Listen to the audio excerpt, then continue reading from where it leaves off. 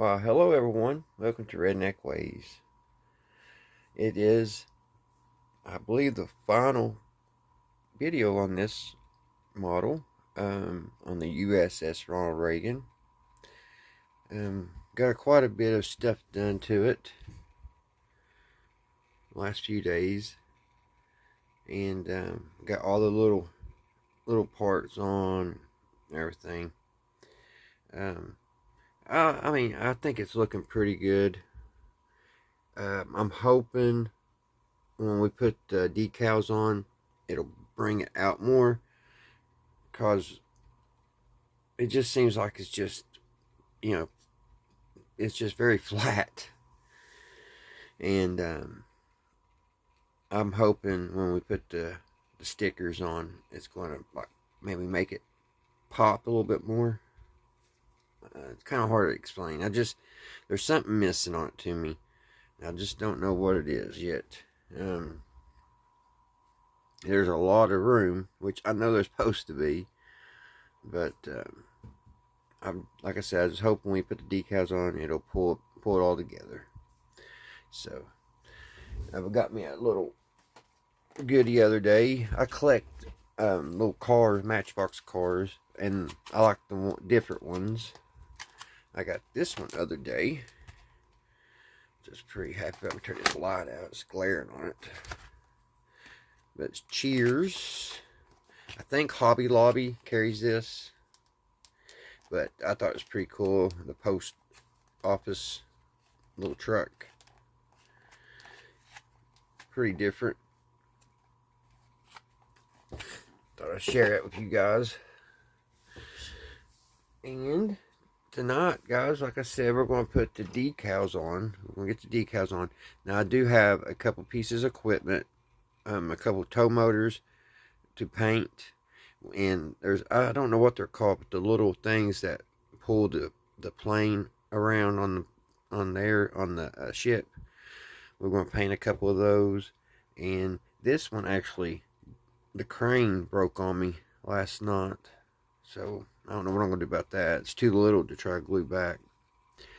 And then we've got to get all the airway strips, the white lines on it, and just all kinds of just little details. And we'll go ahead, and I've got one more airplane here to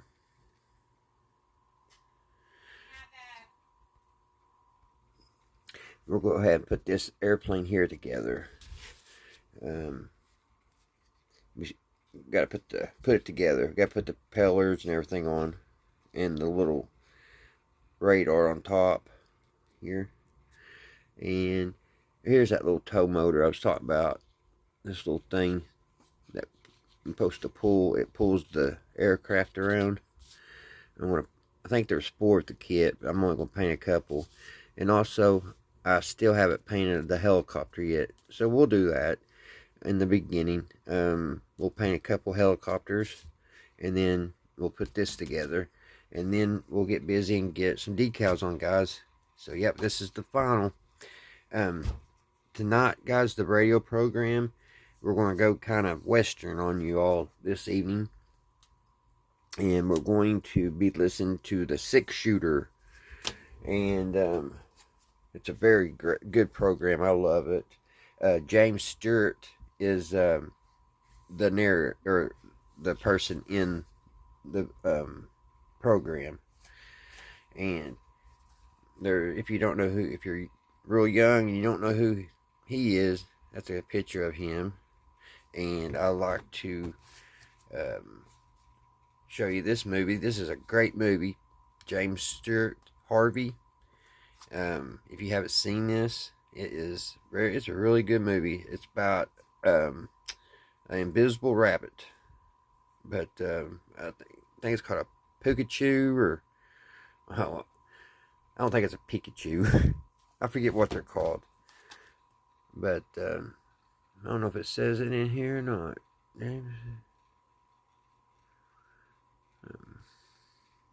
No, I don't see it right off the bat. I forget what they call him. Called the Invisible Rabbit. But anyway, the Invisible Rabbit is James's best friend. So if you haven't seen this movie, it is a good one, guys. It is black and white. It's an old one. It's an old movie, but it's an old movie, but a good movie.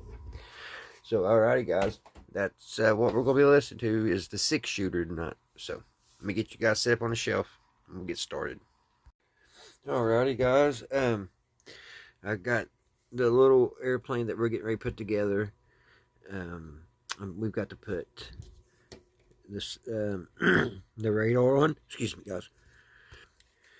We've got to put the radar on. I think I still got a little piece to fall off there. And then we need to put these 2 little propellers on.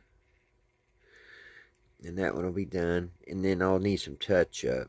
I still got some blue on that. And I've got this helicopter finished. It's just got its blades folded back. And there's 3 more of those. 2 more. 2 more of those helicopters. And there's the blades. Here's some more blades. And here's a crane. Here's a couple of those little tractors to pull the jets around. Those are done. Just need some, when we cut it out, we just have to touch them up a little bit. And so we're going to glue this together and get it touched up.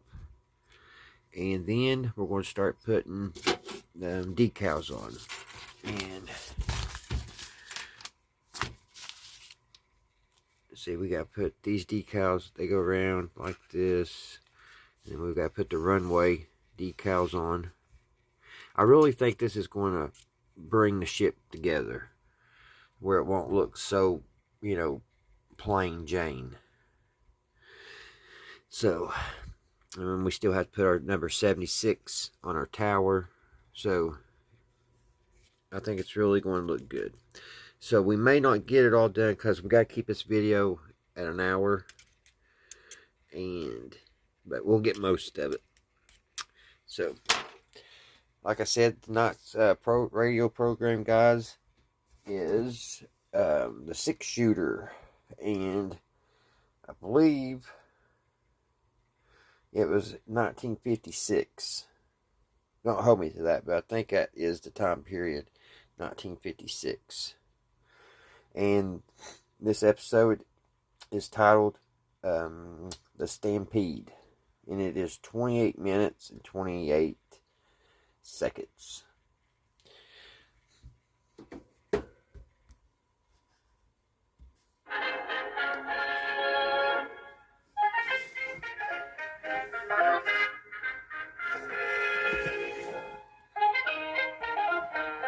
In just a moment, you'll hear James Stewart as the 6-shooter, just one of the many great stars brought to you Sundays on NBC. Every Sunday, hear Hume Cronin and Jessica Tandy in The Marriage. Sir Laurence Olivier on Theatre Royal. Lawrence Tibbett with the Golden Voices. Helen Hayes, Frederick March, Rex Harrison, and Lily Palmer on the NBC Star Playhouse. All of them heard only on NBC. James Stewart as the 6-shooter.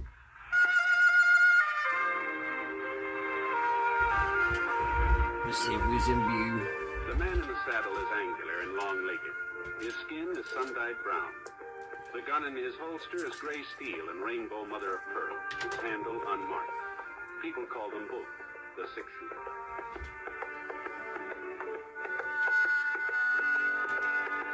Coleman, America's leader in modern automatic home heating equipment, and the National Broadcasting Company present James Stewart as the 6-shooter. A transcribed series of dramas based on the life of Britt Ponset, the Texas plainsman who wandered through the Western Territories, leaving behind a trail of still-remembered legends.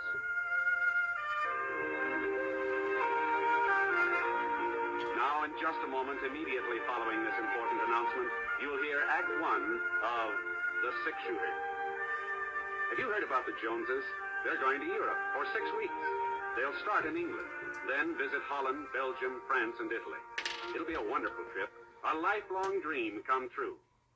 And someday, it can be your turn to do just as they did.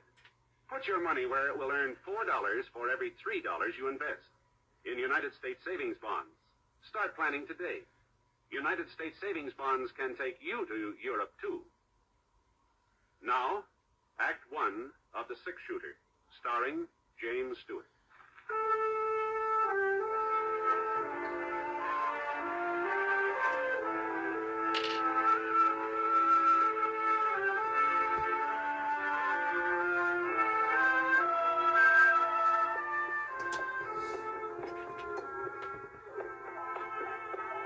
There were over 400 head in the McAdams herd. 400 white-faced Texas cattle, and only 3 of us to shove them along the trail to Abilene.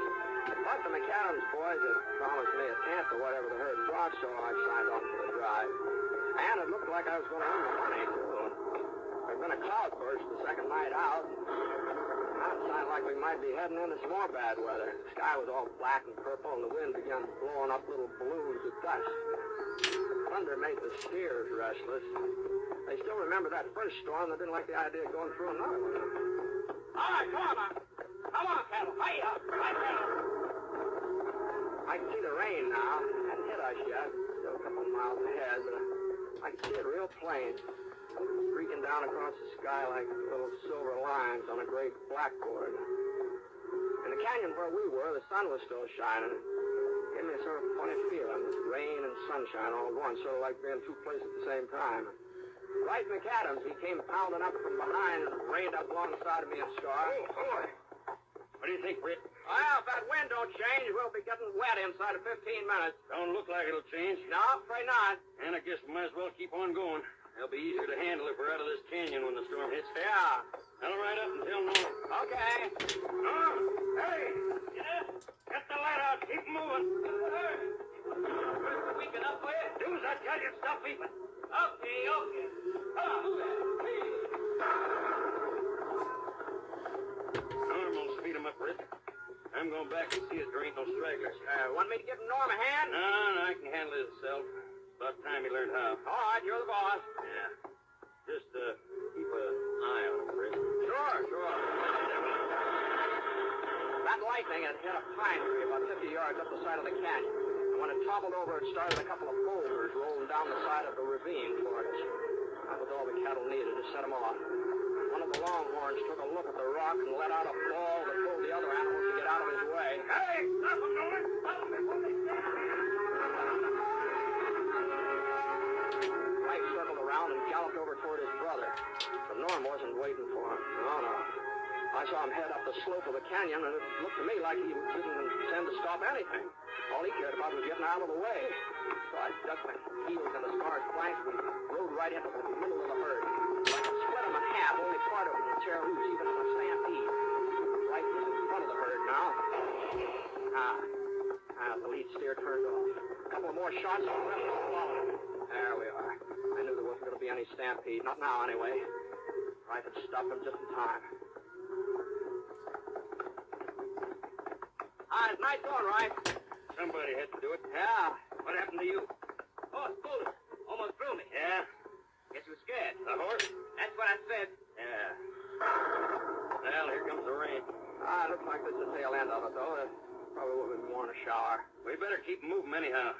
You take over up here, Britt. Norm will riding back with me. Sure. Your horse all right now? I guess so. Okay, let's go.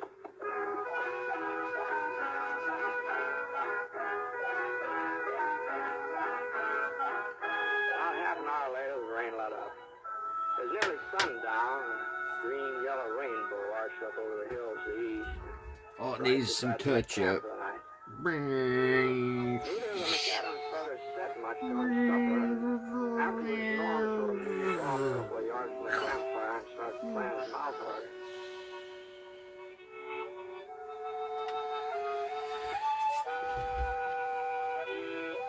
What you staring at, right? Huh? You heard me. I don't know what you mean. You've been watching me ever since this afternoon my horse pulled it. You've been looking at me the way you used to look when I was a kid and done something you thought was wrong. We almost had a stampede today, Norm. Almost. You was riding front, man. You was the one to stop it. I suppose you've never been on a horse that ran away with you. You was always able to handle that Palomino before. Why do you have to keep nagging? I'm no cattleman. I didn't want to come on this drive in the first place. It's our herd. It's your herd. It's up to me would have sold the ranch years ago. Maybe you're right. Maybe we ought to sell out. We'll talk about it when we get back. Hold up a minute. Thought it was my turn to look after the cattle tonight. It's been a pretty hard day. You're probably tired. I'll wait. I'm no more tired than you are. Okay. I'll be over on that hill over yonder. Well, you're not serious, right, about selling out, are you? There's something in what Norm says. He's no cattleman. Well, maybe not, but you are. I can always get work somewhere. Carrie'd probably be happier in town anyway. Carrie? My wife? Oh, I didn't know you were married, right? Yeah, last winter. She's staying with her folks in Bradley while we take the cattle north. Is that so? Carrie's a fine girl, a bit younger than I am, about Norm's age. Young and pretty. You'll like her, everybody does. Yeah, even Norm. First time in our life him and me have ever agreed on anything or anybody. Well, She told me not to take him with us on Another his drive, so helicopter. he'd never make it. I should have listened to her. now, he's pretty young, right? This is his first cattle drive. For all we know, his horse maybe did run away with him, you know? Norm did the running, not his horse. He's no good, Britt. I guess it's my fault. I guess I brought him up wrong, but he's no I mean, good. you're not his father. You're not to blame for how he turned out. I'm the only father he ever had. Old man died when Norm was just a baby. Ma just lasted a couple of years after that. Oh, I'm sorry. I was 13, practically full grown when she passed on, but Norm was only 4. She made me promise I'd look after him, see that he got his school and a chance to mount to something. Yeah. Fire's almost done. Oh, here, I'll fix it. I sent him to school, bought him books, but he wouldn't stick it out. It was too much like work. That's his real trouble, Britt. He's lazy, he's selfish. Expects everything to be handed to him all tied up in a fancy ribbon. Like this afternoon, he wasn't afraid of the cattle. He All right, just guys. wouldn't be bothered stopping. Yeah. He didn't care that Some little much. jets and stuff. Oh, To, maybe he's now got it we're too going easy, to right? work on the Maybe the decals. chips are down. Now we got to find a place to put all this stuff. Maybe. Well, I'm not making the same mistake again. Not with my own kid. Would you know? What? Yeah. Gary's expected. He might be here by now, for all I know. Wow. Well, congratulations, right? I'll buy you a cigar and have. Yeah. All right. Oh, well, that's fine. Well, I guess maybe it's time to turn in. I think. I ain't very sleepy. I think I'll go up and, well, see if Norm's all right. Oh, doggone it, Brady is my kid brother. Sure. I know, right? Sure. All right. Good night. I banked the fire for the night and spread out my bedroll. The moon came up, full moon, kind of a moon you ought to have after rain. I stretched out flat.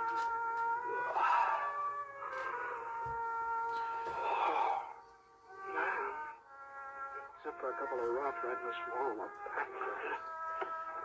Well, I felt about as comfortable as a man has a right to feel.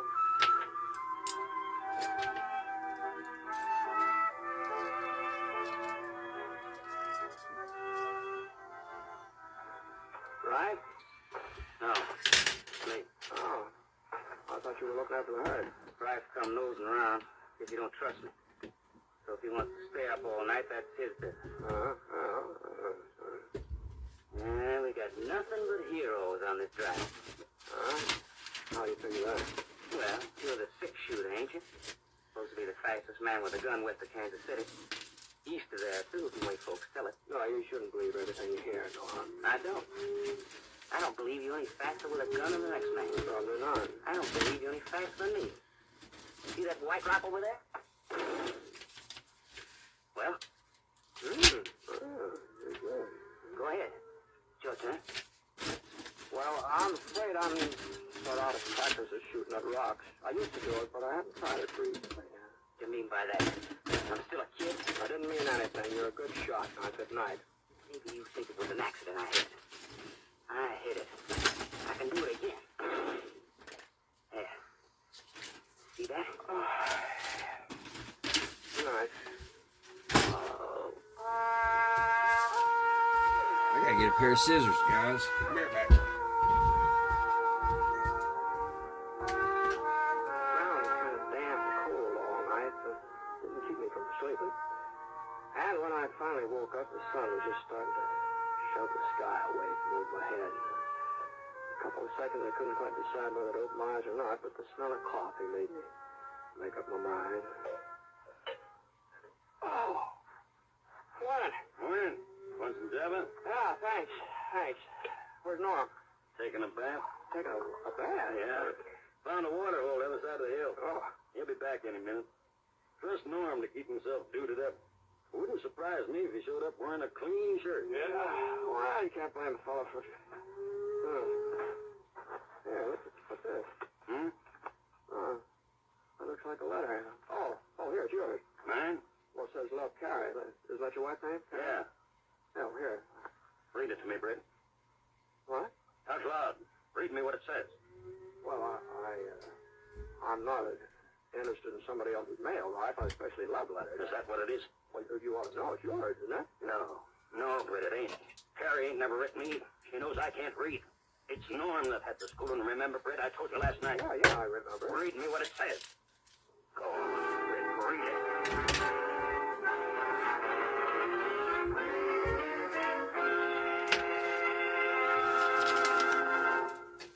We'll return to James Stewart as the six-shooter in a moment. First, a word from Coleman, America's leader in modern automatic home heating equipment. You'll be glad this winter you bought a Coleman heater this fall. Yes, as you sit back in your easy chair, snug and comfortable, you'll be glad you bought a Coleman heater. You'll enjoy floor-to-ceiling warmth in those rooms you could never heat before. Get your Coleman oil or gas heater now during Coleman's big bonus sale. Here's what you get. First bonus, a new low price. Yes, now you can get a dependable Coleman automatic heater at a new low price. Second bonus, a new low operating cost. Coleman saves you up to 25% on heating bills because Coleman gives you maximum heat from your fuel. Third bonus, a 32-piece set of Libby's Safe Edge glassware worth $14. It's free with your new Coleman heater. Get three big bonuses. Get your Coleman oil or gas heater now during Coleman's big bonus sale. This sale is for a limited time only. So see your Coleman dealer tomorrow. You'll find his name and address in your telephone directory.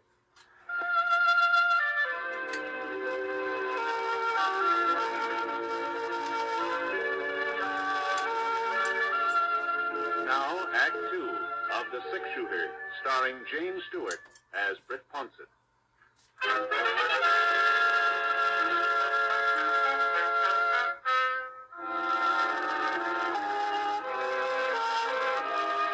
The sun was warming the back of my neck as I stood there facing life, holding that piece of lavender paper in my hand. I looked down at the letter and then up at Rife again. He was just standing there, waiting, not moving. Not any part of him moving except the vein in his throat that jumped out in little throbs. I'm waiting, Britt. Now, it's not my letter, Rife, and I guess it isn't yours. It concerns me, don't it? It's from Carrie. It's from my wife. Well, that's between you and her. I want to know what it says, what she's been writing to Norm about. Go ahead, Britt. Read it to him. Or maybe you'd rather I told you what it says, right? It says, Carrie loves me. That she'll always love me, and it goes into detail. You rotten little... Well, then we all right. You think that gun will stop me? I'll break your neck. You'll walk right into it, right? Now, put it away, Norm. You wanted a sample of my shooting last night. You put that gun away and you'll get it. What am I supposed to do, take you both on? This isn't my argument. It'll take three of us to get that herd to Abilene. I just want to be sure there'll be three of us to do it. There ain't going to be three, Britt. You've taken everything from me. All your life you've taken everything, but you're not thinking Carrie. All right, that's enough, right? Come on now. I meant what I said about finishing that drive. Two men may not make it, and I'm going to be sure I'm not going to lose that money you promised me. Now, come on. Now, straighten up here. What's the matter with you? You both able to ride now? Yeah. All right. Norm, what about you? Sure. All right, now, come on, let's get started. I dumped out the coffee and covered up the fire while Norm got the horses. We saddled up and got the herd underway. Norm moved out to the front, and I stayed in the middle. Right brought up the rear. I figured it'd be just as well if I stayed between them. I looked back a couple of times, and whenever I did, I saw Rife staring at Norm, watching every move he made. But he didn't say a word. All day long, he didn't say a word.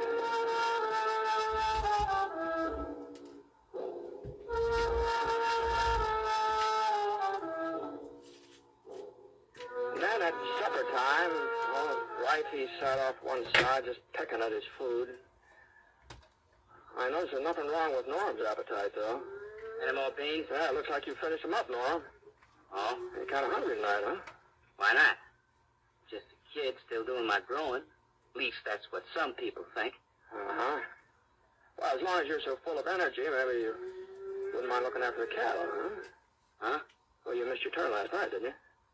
Say, you taking over this outfit, Ponce? No. Just a suggestion. I guess somebody's got to run things. Don't look like my brother's holding a very tight rein. See you in the morning. Yeah. Come on, Ripe. How about some shut-eye? Okay. Good night. Night. I waited till Ripe dropped off, and I closed my eyes. I didn't sleep very long, though. But an hour later, something woke me up. At first, I thought it was a coyote. Then I saw Ripe edging off through the brush. You going somewhere, Ripe? Huh? Coyote woke you up, too, huh? Yeah.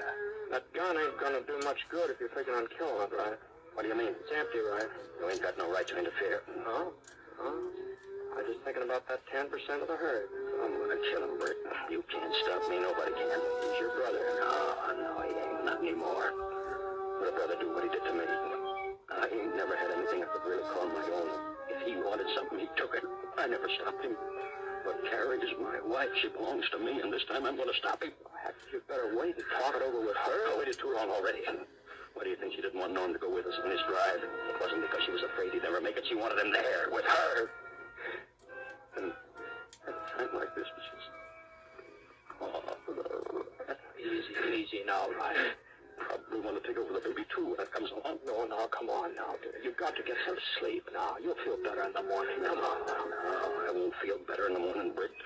I won't feel no better until I'm even with him.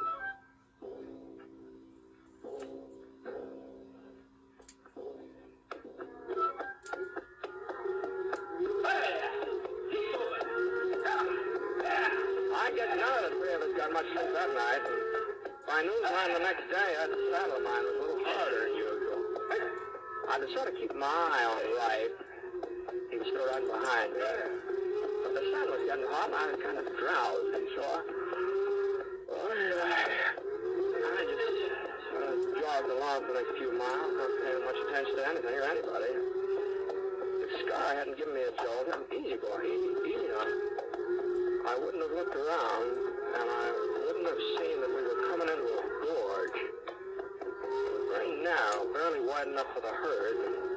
The rock walls jutted up at a sharp angle, too steep for a horse to climb. By the time I got my bearings, it was too late. This was just the kind of a place Ripe was looking for. I couldn't see him now, but I knew he was doing the firing, and I knew why. He was trying to stampede the cattle. And there in the gorge, Norm wouldn't be able to get out of the way. There was no chance of getting back to stop Ripe. All I could do was jam right into the middle of the herd. Come on, boy. Now, come on.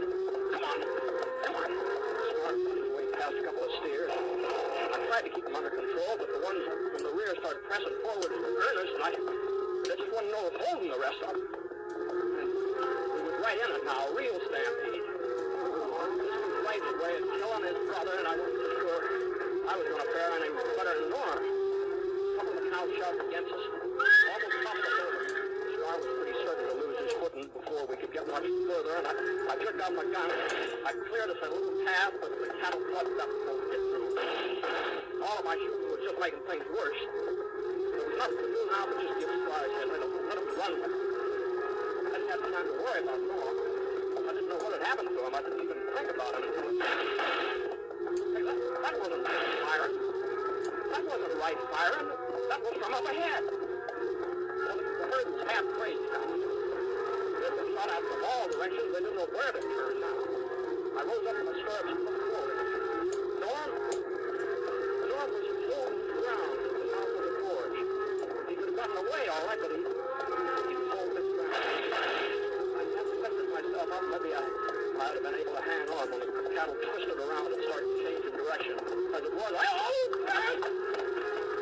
Scar held his ground, stopped out behind a rock. I was the only thing to save my neck. I rolled under him. The cattle had been going around.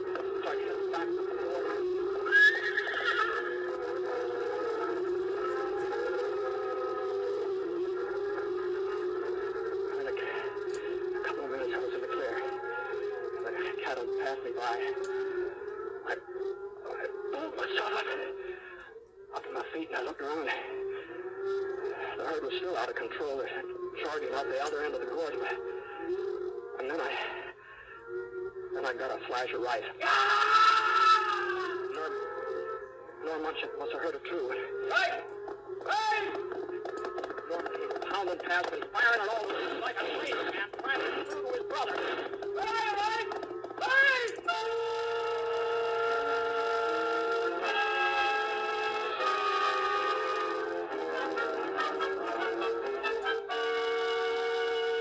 I heard it moved on, almost out of sight now, before I saw Rife again. He was lying on the ground in a smear of sticky red dust, and Norm was there bending over him when I got up to him.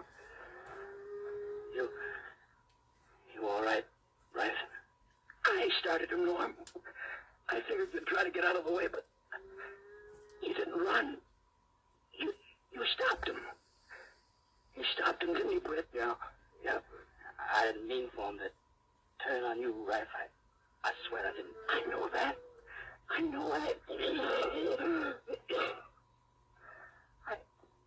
I saw you trying to get through to me. Why did you want to help me, Norm? I started them so they'd kill you.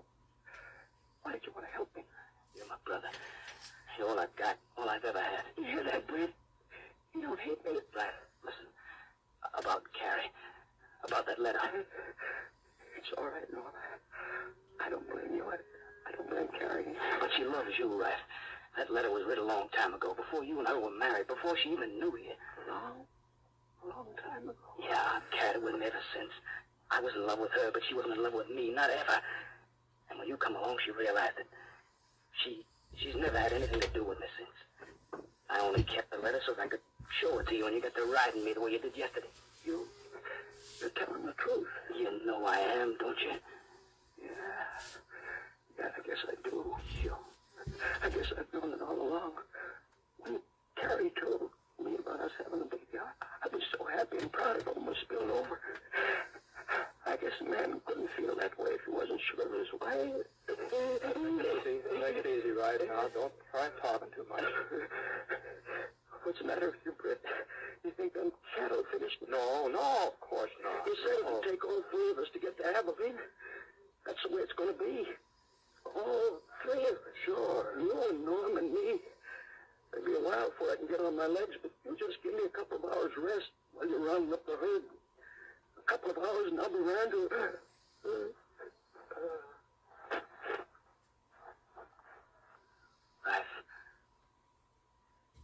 Rife. He's dead, Norm. But he can't be. He was feeling better. You hurt him. Well, a man don't always know when he's dying, Norm. Sometimes a man's lucky. Britt, yeah. It's only kids that cry, ain't it? I guess this makes me a kid. Oh, I wouldn't say that, Norm. I'd say you've done a lot of growing up today. We'll play one more episode, guys, and we'll get a couple more of these on. I didn't think it'd take that long. It took a while to cut all these. Went off to round up the cattle again. We managed to find most of them, and about a week later we hit Abilene. All during that week, I kept wanting to ask Norm about that letter from Carrie, if it was true. It's hard to judge time on a mark. It had been written a couple of years ago, but somehow I don't know, the subject never came up. Leastwise, I never found a good time for bringing it up. Besides, it really wasn't any of my business.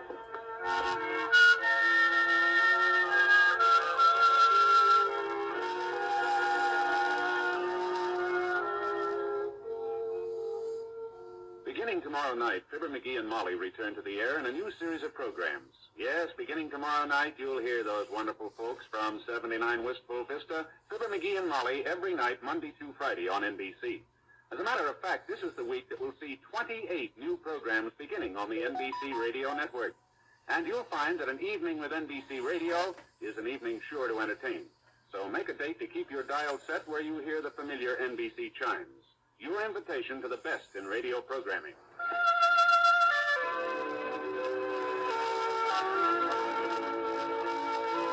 Coleman, America's leader in modern automatic home heating equipment, and the National Broadcasting Company have presented James Stewart as the six-shooter. Mr. Stewart may currently be seen in the Universal International picture Thunder Bay. Others in the cast were Lou Merrill and James McCallion. The Six-Shooter is an NBC Radio Network production in association with Review Productions and is based on a character created by Frank Burt, and today's transcribed story was written by him.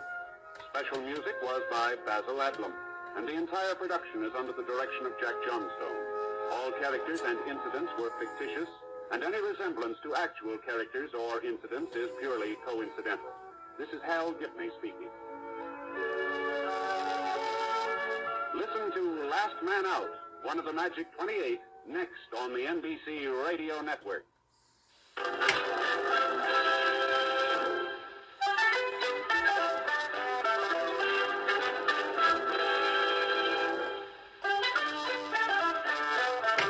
In a moment, you'll hear James Stewart as the six-shooter, just one of the many great stars brought to you on Sundays on NBC.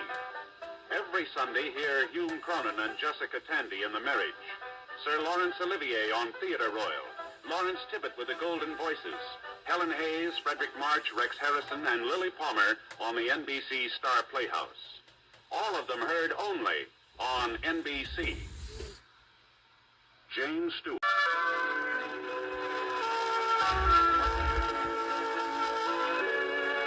I'll try to get this episode here on this video, guys. I'm going to try and get a couple more. If not, I'll have to cut this out. His skin is sun-dyed brown. The gun in his holster is gray steel and rainbow mother of pearl, its handle unmarked. People call them both the six-shooter. Coleman, America's leader in modern automatic home heating equipment, and the National Broadcasting Company present James Stewart as the six-shooter, a transcribed series of dramas based on the life of Britt Fawcett, the Texas plainsman who wandered through the Western Territories, leaving behind a trail of still-remembered legends. Now, in just a moment, immediately following this important announcement, you will hear Act 1 of The Six-Shooter. The Red Cross trains millions of Americans each year in first aid, water safety, home nursing, and as volunteer nurses' aides. Volunteer nurses' aides assist professional nurses in hospitals and clinics. This help requires skill. It is through the Red Cross that you and your neighbor can get that skill, can get that training. Through the Red Cross, you can answer the call of your family and your community. Help make this training possible. Give through the American Red Cross Fund. Now, Act 1 of The Six-Shooter, starring James Stewart.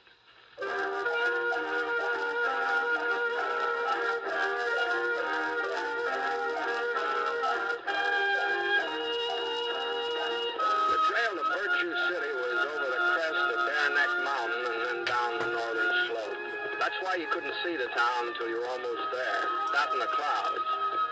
Always seemed to be a stack of thick marshmallow clouds along the side of Bear-Neck, and by the time you got through them, the town was right in front of you.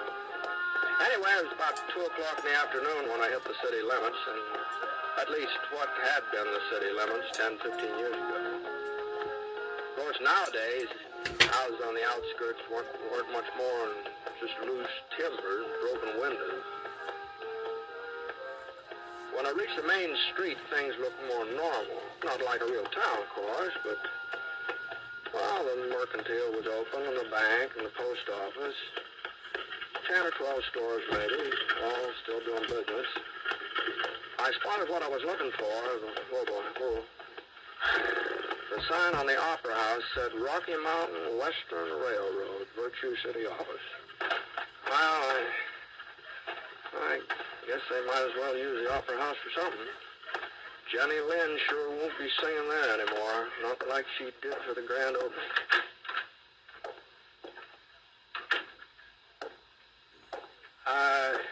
Howdy. Afternoon. Excuse me. Oh, sure. Mind handing me that box? That one there on the desk. Oh, this one, yeah. Yeah, I want to put these papers in it. Yeah, thanks. You're cleaning out the office, That's huh? right. I see. Moving to another place. Yeah. Well, I guess there's plenty of vacancies in Virtue City, isn't there? There'll soon be one more. Oh, wait a minute. What? You leaving town? I sure am, mister. 3 weeks. That's what I wasted here. 3 weeks. Well, I'm not wasting any more time. Tomorrow night, that's the deadline, then I take the stage. Virtue City doesn't deserve a railroad, and they're not getting one. Well, what's on your mind? Well, under the circumstances, I'm not exactly sure. That's no surprise. There's nobody sure of anything around here. No, what I mean is I was figuring on signing up with the railroad. I've laid track before, and I thought that I heard the new line was going through Virtue City. You heard wrong, mister. Uh-huh. Well, I'm sorry to have troubled you. There's other folks who should be sorry. Gave me their word. Said they'd have the right of way free and clear. Ought to sue them. That's what we ought to do.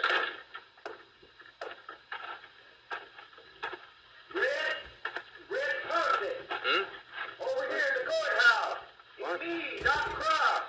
What? Oh, hello, Doc. Come in. I say come in. Oh, well, sure. Doc? Second office, Brett, on your right. Oh, say, I didn't know you were still living on a... What in the thunder are you doing in a wheelchair, Doc? Oh, I fell off my horse a couple of months ago. It was his fault, not mine. Oh, his fault. Oh, sure, yes. Did you break anything? Well, I ain't positive. Had to send for Doc Sampson over to Watsonville. He says I broke my leg. Oh, butcher, don't think he'd know a broken leg from a floating kidney. If you ask me, he's keeping me off my feet so he'll get a crack at all my patients. Oh, well, Doc could do you good. Get a little rest. Maybe. Sit down, Brett. Sit down. Thanks. Well, I was kind of surprised to see the courthouse still open. I thought they'd moved the county seat over to Fort Gray. Politicians. Yeah, those people in Fort Gray bribed the legislature. That's what they did. But we'll get the county seat back again. Just you wait and see. Meantime, we're using the courthouse for a city hall. I guess we got just about the fanciest city hall west of Denver. Yeah, wouldn't be surprised. I'm the mayor now, Brett. Oh, Yes, wow. sir. Good. What about you? What brought you to Virtue City after all this time? I hope you ain't just passing through. Well, I'm afraid so, Doc. I was aiming to sign up with the railroad, but since they ain't coming this way... Not coming this way, but who told you that? Well, that fellow over at the Opera House. Oh, that's Nelson. Thad Nelson. Don't pay no attention to him. Well, he works for the railroad, doesn't he? Well, yes, he does, but he ain't never wanted the line to go through Virtue City anyhow. He'd rather run the way of Watsonville. If you ask me, Watsonville is paying him off. Oh? That's the reason he's been looking for an excuse to get out of our contract. He figures this trouble with Annie will let him off the hook. Annie? Silver Annie, you remember her, Britt Annie Huxley. Annie Huxley. Oh, sure. Well, I thought she'd moved away. No such luck. She's still sitting on the old Huxley mine like a hen hatching eggs. Only thing is, there ain't no eggs in that mine, not anymore. Well, what's she got to do with the railroad, then? Well, Britt, the route's been surveyed to go through her property. Town agreed to secure all the right-of-ways the railroad would need.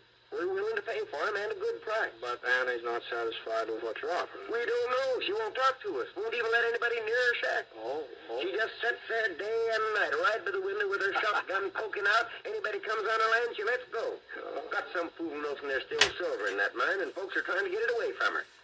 Oh, crazy. That's what she is, if you ask me. Oh, I wouldn't say that, Doc. Maybe Annie's living the past a little bit.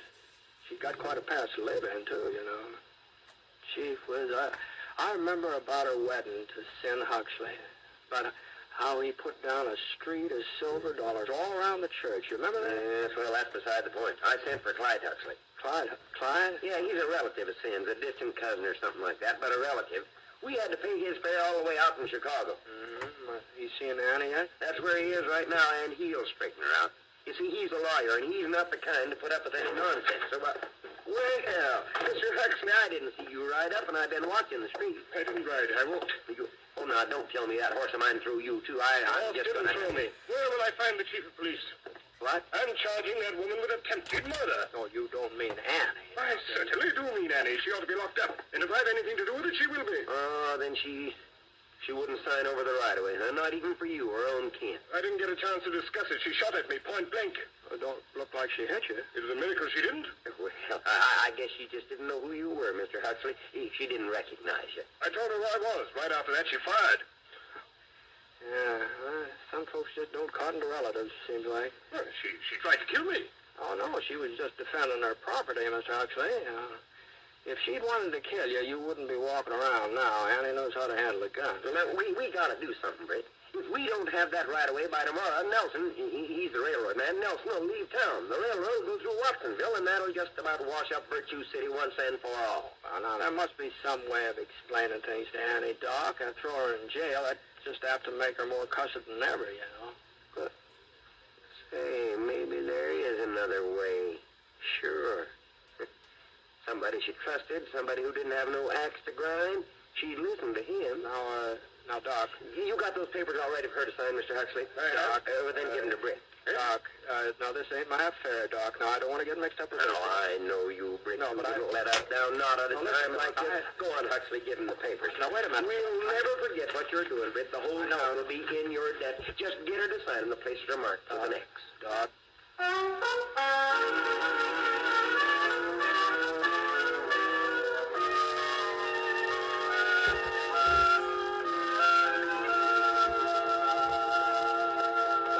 I knew I was riding up to the Huxley mine.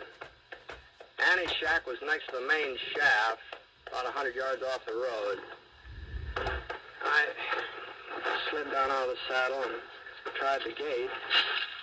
Holy smokes. Padlock big enough to protect the Denver Mint was chained around the post. Well, I had nothing else to do but climb over the fence. Getting on toward dusk. Now, I didn't know whether to sneak up on Annie unawares or just walk up to the front door in plain sight and take my chances. While I was making up my mind, I was flattened down behind a pile of wooden boxes. Well, at least one thing was certain. I wasn't going to sneak up on her unawares. Go on! Be it! Next time I won't miss. I'll put that thing down, Annie, or I'll shoot it out of your hands. Well, who's off there? Who is that? Britt Ponsett. Britt? That's right. I'm on the nose. None of the flea-bitten skunks from around here would have nerve enough to talk to me that way. I'm coming in, Annie. I guess there's no stopping you. Not that I believe you'd ever try to shoot this gun out of my hand, Britt, no matter what you say. Well, that makes us even, man. I don't believe you would aim it at me either. How are things, Annie? Well, not too bad. Not too bad. Close that door. Sure. Fact of the matter is, Britt, I've been working the southern shaft lately. Found a vein that looks real promising. One of these days, the Huxley will be going full force again. Mm-hmm. Now, Annie, you don't really believe that. Why, of course I believe it. Why shouldn't I? We took $250,000 out of this mine, Sin and me, and there's plenty more. It's just a question of finding it. Here, you want some coffee? Yeah, thanks. Now, these hills have been worked dry, Annie. There's no silver in them, not anymore. And that's why I came up to talk to you. Here, drink your coffee. It's about the right of way for the railroad. You're just wasting your breath. No, but Doc Cross said you didn't know anything about the railroad, that nobody had been able to explain it to you. Nobody had to explain it. There's nothing goes on in Virtue City that I don't get wind of. I ain't lived here 35 years for nothing. Doc says the town needs the railroad, needs it bad. Why, I got no objection to a railroad into Virtue City. Probably need it myself to haul the ore out when I strike a rich vein. But the line don't have to go through my property. Mountain country like this, railroads don't have much choice. I asked Doc Cross, the only other route would cost a whole lot more money, more than the Rocky Mountain Western's willing to pay. Well, that ain't my problem. All I care about is the Huxley. And they not laying any tracks across it. All right, Annie. All right. That's the way you feel. Thanks for the coffee. Oh, I guess maybe I ought to warn you. Your cousin's talking about putting you in jail. He ain't my cousin. He's Sin, and Sin never had no use for him neither. Well, whoever he is, he's... And as for putting me in jail, he'll have to find somebody to come out here and arrest me first. From what I've seen of him this afternoon, there ain't much... There she is. Hey! Give me that gun, Annie. What? Make no trouble. What's going on here, Huxley? I told you I was going to swear out a warrant for arrest. Thanks to you, the sheriff was able to serve it. Rick Hunted! Oh, wait a minute. Of all the low-down means, Annie? keeping me occupied so they could sneak in here. Come Why? on, Annie, let's go. Listen, Annie, I can swear I've to you. done enough listening to you already. Take your hands off me, Sheriff. I ain't one of the girls from Crawford's saloon. I'm Silver Annie Huxley, and when I go to jail, I go under my own power.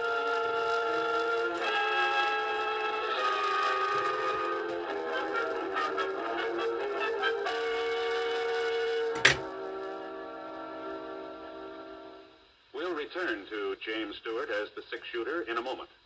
First, a word from Coleman, America's leader in modern automatic home heating equipment. When winter comes, does your house shrink like this? Well, I guess it's time to close off the 2 back rooms. There's just no way to heat them. Don't deprive yourself of valuable living space. Get a Coleman floor furnace or wall heater and enjoy new warmth and comfort in the hardest to heat rooms. A Coleman floor furnace or wall heater takes up a minimum of space, yet it gives you constant circulation of fresh, warm air, just as a big basement furnace does. You'll be snug and comfortable all winter long. And if you're interested in economy as well as comfort, listen to this. Coleman floor furnaces and wall heaters are low in price, low in operating cost, because Coleman gives you maximum heat from the fuel you use, either gas or LP gas. See your Coleman dealer tomorrow.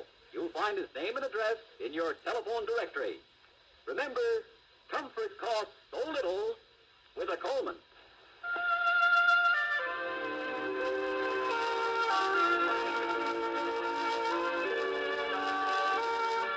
Now, Act 2 of The Six-Shooter, starring James Stewart as Britt Fawcett.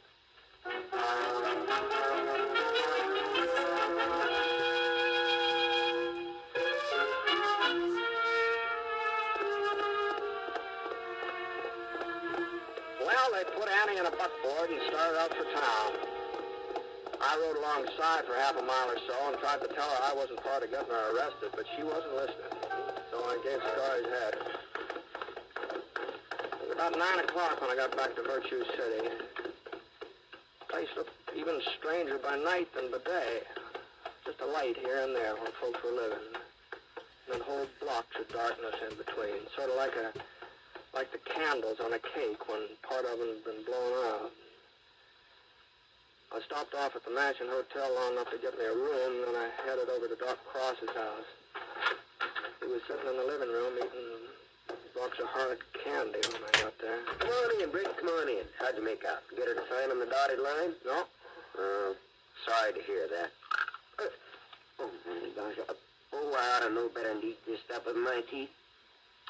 Sure is good, though. Have a piece? No, thanks. Yeah. Well, now, you mustn't feel too bad, Britt.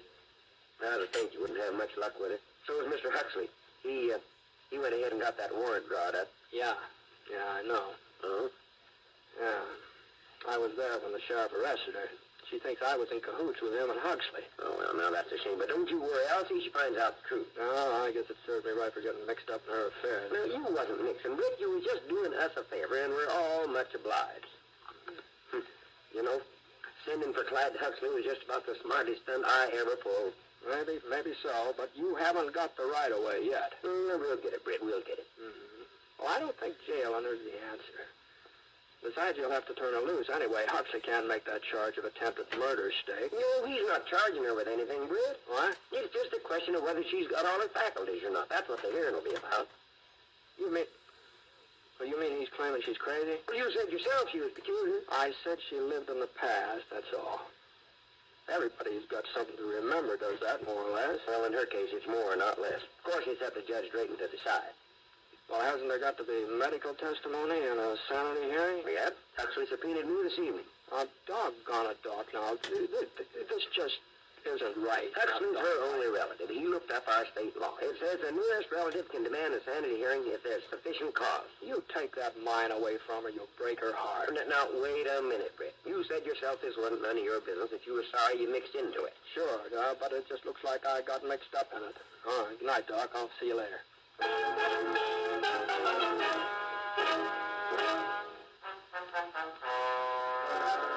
Mrs. Huxley, I want to get this clear. You admit firing a shotgun at various people who approached your place of residence at various times. I've shot at people trying to get into the Huxley mine, if that's what you mean. That's right. Now, how often has this occurred? As often as they tried it. Yeah, now, order. Now, you come to order. It's a very serious matter. Now, let's see, oh, yes. Surely you must admit this behavior of yours isn't exactly normal? It's normal for me. Now, order? What I mean is, the average person doesn't use firearms on harmless visitors. The average person don't own the Huxley mine. I do. Yeah. Go ahead, Mr. Huxley. This is the crux of my poor cousin's delusion. This feeling of hers that the Huxley mine is of some great value, that it still contains silver, when we all know that it's worthless. And just how do you know that? You proved it to us. For 10 years you've lived there and searched the shafts every day. Have you found silver? Even a trace of it? No, I ain't. You see, Your Honor. If that makes me crazy, then Sin must have really been out of his head. He spent 12 years prospecting that mine before he made his first strike. I still got 2 years to go before I'll be even with him. Yes, but there was silver there then. There is now. Your Honor. I'm sorry, Mrs. Huxley, but after what Doc Cross said and then what you yourself say, well, I'm afraid that the law allows me no alternative. Excuse me, Your Honor. Now, see here. We're not going to have any more interruptions. Who is that man, Doc? Rip Ponson. What? The six-shooter? Yes, and now don't you let me talk to Well, if there's something you wish to say, Mr. Ponce, this here court will be happy to hear you. Oh, thanks, Judge. I've been listening to this hearing, and like Mr. Huxley says, it all seems to hinge on whether or not there's any silver in the Huxley mine. What I mean is, if there was silver, then Annie's actions wouldn't seem so strange, would it? Well, no, I suppose not. She'd be protecting a valuable piece of land. But... Yeah, I think maybe you ought to see this report here. You see, I took some ore samples from the Huxley mine over to this assay office this morning, and, well, here's one of them. I'm afraid I don't quite follow you, Mr. Ponce. If you'll just read that report, Your Honor. Let's see now. Samples tested show a value of approximately $125 a ton. What? 125? Yeah, I figured they'd run a little higher, but I guess here, they have a symbol set of that. I can't believe it. Well, that's what it says, all right. 120. Wait, this all come from the Huxley? Yeah, that's where it came from. Listen, everybody. Everybody, Andy's found silver again. For all we know, the whole town is sitting on it, just like in the old days. Silver! What about the railroad? You got a contract with my company. We don't need the railroad, Nelson. We've got silver. Yeah! Please. Order. Now, I wouldn't be too hasty, Doc. Of course, there's no possibility of bringing the line through the Huxley now, I suppose. But there is that other route. It'd cost Mr. Nelson's company a little more money. That might be arranged. Of course, I'll have to check with the main office. Oh, you would, huh? Oh, well, that seems a shame. Too bad you can't sort of make the decision right now on the spot, you know, before another railroad hears about the silver and tries to beat you in here. Oh, no. On second thought, there really isn't any reason to delay the matter. If you'll just drop by my office, Dr. Cross, I'll send the contract and give the order to begin construction on the other route. Well, I guess that takes care of everything, except Annie and the sanity hearing. You were just about to hand down a ruling, Judge, weren't you? Now, you come to order. Well, there's no question about her sanity. And I'm surprised at you, Mr. Huxley. A lawyer of your standing, pressing a complaint like this. Why, Silver Annie Huxley is one of Virtue City's outstanding citizens. Always has been. He always will be. Court's adjourned.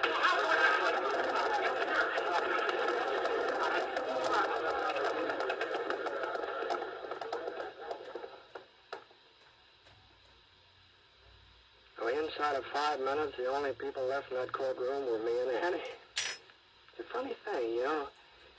She was the only person who hadn't been excited about the silver. She just kind of stared at me without budging. And then the corners of her lips sort of wrinkled up into a smile.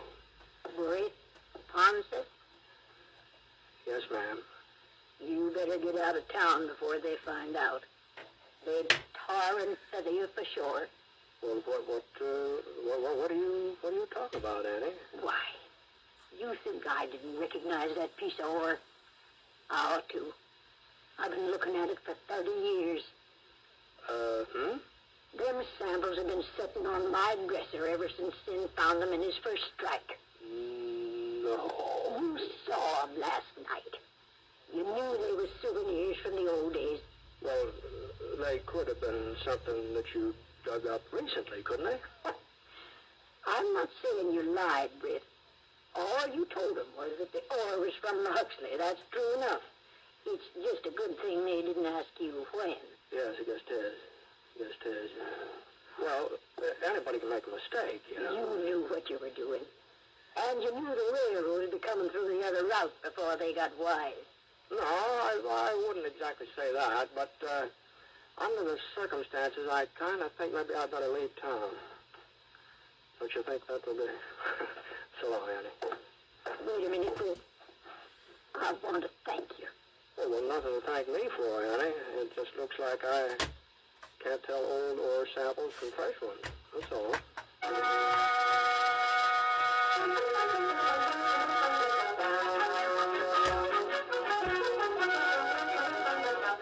It was a month or two later before I heard about Virtue City again.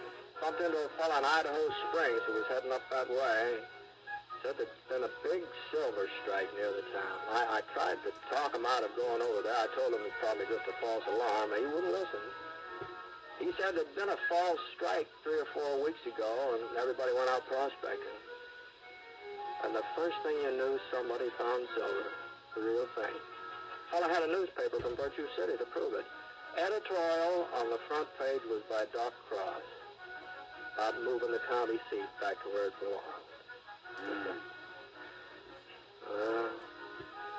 Things sure have a funny way of working out, don't they?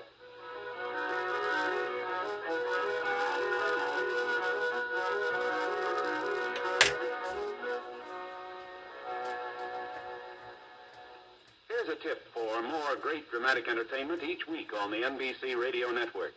Direct from his great hit, All right, From guys. Here to Eternity, comes a new dramatic Frank Sinatra to play the hard-hitting adventure role of Rocky Fortune every Tuesday evening.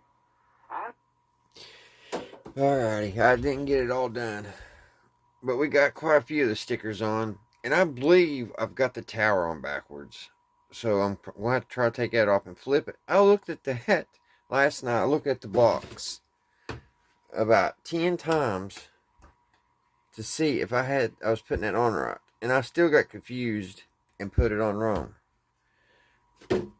I may leave it. The only reason I noticed is because the 76 is supposed to be up here. And on this side, I think it's a little easier. I'm not for sure. Yeah. Yeah, but you can get it on up further. Okay, I'll have to switch that around. But we got some of the stickers on, guys. So I'll finish it up and I'll show a little video when it's all done. So thank you guys for watching. I hope you all enjoyed the radio programs tonight, and I hope you all enjoyed watching me work on the old USS Ronald Reagan. Bye guys. You all have a great evening.